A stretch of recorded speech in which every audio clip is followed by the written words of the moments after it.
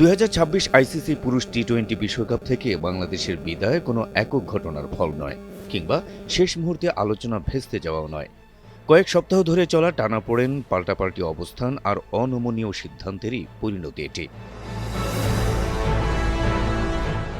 সবকিছুর সূত্রপাত Bangladesh cricket board বিসিবির সেই কঠোর অবস্থান থেকে। ভারতে খেলতে রাজি নয় বাংলাদেশ। ভারত বাংলাদেশ কূটনৈতিক উত্তেজনার প্রেক্ষাপটে বিসিসিআইয়ের অনুরোধে আইপিএল দল কলকাতা নাইট রাইডার্স থেকে মুস্তাফিজুর রহমানকে ছাড়ার ঘটনার পরেই বিসিবি এই অবস্থান নেয়। শুরুতে বিসিবি চেয়েছিল তাদের বিশ্বকাপের ম্যাচগুলো শ্রীলঙ্কায় সরিয়ে নিতে, কিন্তু বিষয়টি দ্রুতই পরিণত হয় আইসিসির জন্য এক কঠিন পরীক্ষায়। শাসন ব্যবস্থা, দৃষ্টান্ত স্থাপন এবং সদস্য দেশের দাবি কতটা মানা যায় সেই সীমারেখা নিয়ে। আইসিসি বাংলাদেশকে সিদ্ধান্ত পুনর্বিবেচনার জন্য সময় দিয়েছিল। এ সময় আইসিসির প্রধান নির্বাহী কর্মকর্তা সঞ্জোগ গুপ্ত একাধিকবার বিসিবির সঙ্গে আলোচনা করেন। একটি ভার্চুয়াল বোর্ড বৈঠকে পরিস্থিতি এমন পর্যায়ে পৌঁছায় যে বিসিবি চেয়ারম্যান আমিনুল ইসলাম প্রকাশ্যেই ক্ষোভ ঝাড়েন এবং আইসিসির যুক্তি মানতে অস্বীকৃতি জানান।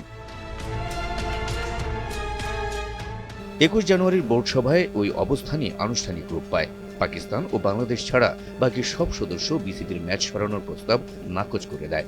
বিসিবিকে 24 ঘন্টার মধ্যে সিদ্ধান্ত পুনর্বিবেচনার সময় দেওয়া হয়, কিন্তু সেই সময়সীমার মধ্যে বিসিবি সম্মতি জানায়নি, বরং নতুন আপত্তি তোলে এবং আইসিসির নিরাপত্তা মূল্যায়ন নিয়েই প্রশ্ন তোলে। কিন্তু এই সিচুয়েশনে যখন আমরা দেখতে পাচ্ছি বাংলাদেশ খেলতে যাচ্ছে না বা বাংলাদেশকে একটা আলটিমেটাম বেঁধে দেওয়া হয়েছে, তারপরে আমরা সর্বস্ব চেষ্টা করে যাব। যেখানে আগেও বলছিলাম যে বিশ্ব ক্রিকেটের পপুলারিটি কমে যাচ্ছে, সেখানে বাংলাদেশের মতো দেশ যদি বাংলাদেশের মতো একটা ক্রিকেট লাভিং কান্ট্রি যদি মিস করে, আইসিসি বড় একটা মিস করে। সিকিউরিটি একটা বড় ইস্যু এই 2020 ওয়ার্ল্ড কাপের জন্য। জানার সাথে সাথে আমরা আইসিসির সাথে যোগাযোগ করেছি 4th জানুয়ারি, এবং 4th জানুয়ারি আমরা জানিয়েছি যে this is the situation, give us an alternate venue. এর মধ্যেও কিছু মহলে ধারণা তৈরি হয়েছিল বিসিবি হয়তো অবস্থান শিথিল করছে। 23 জানুয়ারি বাংলাদেশ প্রিমিয়ার লিগের ফাইনালে এমন ইঙ্গিতও মিলেছিল।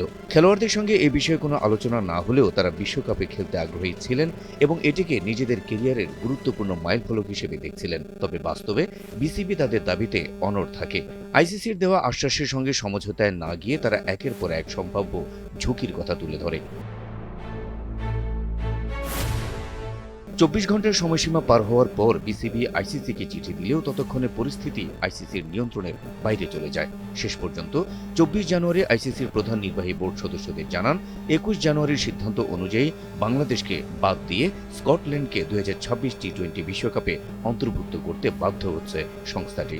পরে দেওয়া এক বিবৃতিতে আইসিসি জানায় এটি ছিল এক কঠিন সিদ্ধান্ত এবং টুর্নামেন্ট এত কাছে থাকায় বিসিবির অনুরোধ বাস্তবায়ন সম্ভব হয়নি।